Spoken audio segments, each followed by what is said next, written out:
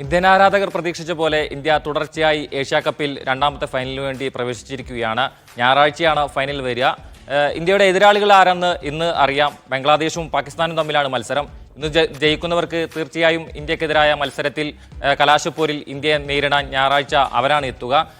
അതുമായി ബന്ധപ്പെട്ടുള്ള മത്സര വിവരങ്ങളെല്ലാം തുടർന്നായി വരും.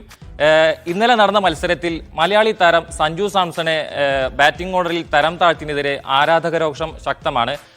ഓപ്പണിംഗിൽ നേരത്തെയുള്ള മത്സരങ്ങളിലേതുപോലെ അഭിഷേക് ശർമ്മയും ശുഭ്മാൻ ഗില്ലും മികച്ച പെർഫോമൻസാണ് കാഴ്ചവെച്ചത്. അഭിഷേക് ശർമ്മ 75 റൺസ് എടുത്ത് വീണ്ടും ആരാധകരെ ഞെട്ടിച്ചു കളഞ്ഞിരിക്കുന്നു. അതിനുശേഷം മധ്യനിരയിൽ ഇന്ത്യൻ ടീം നടത്തിയ പരീക്ഷണങ്ങൾ അമ്പയെ പരാജയപ്പെടുന്ന ഒരു കാഴ്ചയുണ്ടായി. പക്ഷേ അതിനിടക്കും ബാറ്റിംഗ് ഓർഡറിൽ ടോപ്പ് ഓർഡറിൽ മികച്ച പെർഫോമൻസ് നടത്തുന്ന സഞ്ജു സാംസണെ ഇറക്കാത്തതിൽ ആരാധകരോഷം ശക്തമാണ്. ഇന്ത്യ ആദ്യ 100 റൺസ് എടുക്കുന്നത് 61 പന്തെടുത്താണ് ഇന്ത്യ ആദ്യ 100 റൺസ് എടുക്കുന്നത്. അഭിഷേക് ശർമ്മയും ശുഭ്മാൻ ഗില്ലും മികച്ച പെർഫോമൻസ് നടത്തി ഇന്ത്യ മികച്ച റൺ നിരയിലേക്ക് എത്തി.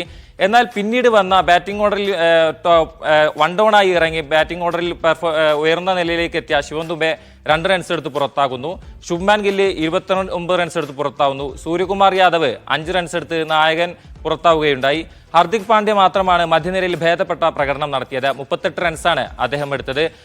അതിനുശേഷം സഞ്ജു വരുന്നത് പ്രതീക്ഷിച്ച് മലയാളികളടക്കമുള്ള ആരാധകർ കാത്തിരുന്നു. പക്ഷേ അതുണ്ടായില്ല. ഡഗ്ഔട്ടിലേക്ക് ഇടയ്ക്കിടെ ക്യാമറകൾ തിരിക്കുന്ന സാഹചര്യം ഉണ്ടായി. സഞ്ജുവിന്റെ ഭാവങ്ങളെല്ലാം ആരാധകർ കാണുന്നുണ്ടായിരുന്നു. അദ്ദേഹം ഒരു ചെറുപുഞ്ചിയോട് കൂടിയിട്ട് അതിനെല്ലാം നേരിടുന്നത് നമ്മൾ കണ്ടതാണ്.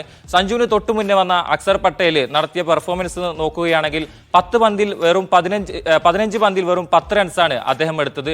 അതിൽ ഒരു ബൗണ്ടറി പോലും ഉണ്ടായിരുന്നില്ല. നോക്കണം, കഴിഞ്ഞ വർഷം 3 സെഞ്ചുറി നേടി, ഒരു കലണ്ടർ വർഷത്തിൽ 2020-ൽ 3 സെഞ്ചുറി നേടി റെക്കോർഡിട്ട താരമാണ് നമ്മുടെ സഞ്ജു. അതുപോലെ തന്നെ ആ സെഞ്ചുറികളിൽ ഒരു സെഞ്ചുറി ബംഗ്ലാദേശിനെതിരെയായിരുന്നു. നമുക്കറിയാം 40 പന്തിൽ ഒരു ഇന്ത്യൻ താരം നേടുന്ന മൂന്നാമത്തെ അതിവേഗ സെഞ്ചുറി ആയിരുന്നു അത്. അതുപോലെ തന്നെ ഇന്നലെ ഇന്ത്യക്കെതിരെ തിളങ്ങിയ റിഷാദ് ഹുസൈനെ എല്ലാവരും ഓർക്കുന്നുണ്ടാവും.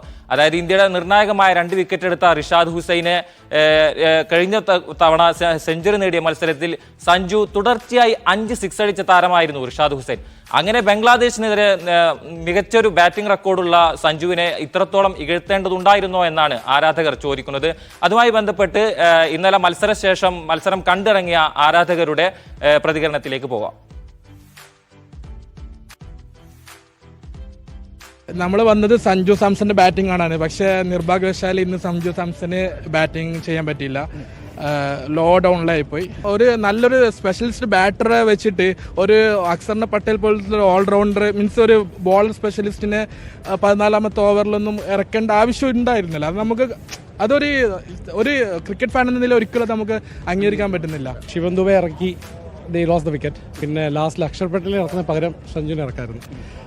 അതിൽ ഒരു ഇതുണ്ട്. ബിക്കോസ് ഒരു 10-30 റണ്ണോടെ ചാൻസ് ഉണ്ട്. ബിക്കോസ് അക്സറിന്റെ ബാറ്റിംഗ് നോക്കിയപ്പം he was not confidence enough. സഞ്ജുവിന്റെ പൊസിഷൻ തന്നെ 6ാമത് 7ാമത് വന്ന് ശരിയാകത്തില്ല. ഇച്ചിരൂടെ കയറണം.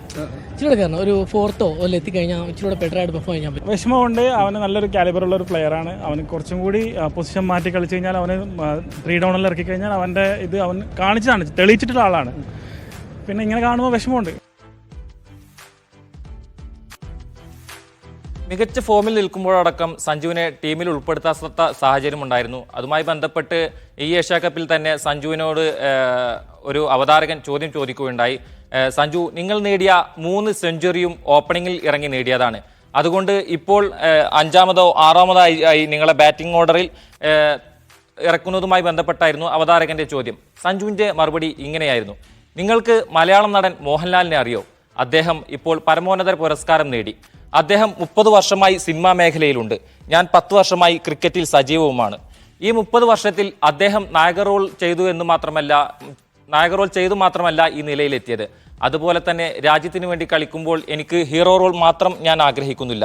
വില്ലൻ റോളും ജോക്കർ റോളും കളിക്കാൻ ഞാൻ അർഹനാണ് എന്നായിരുന്നു സഞ്ജുവിൻ്റെ പ്രതികരണം.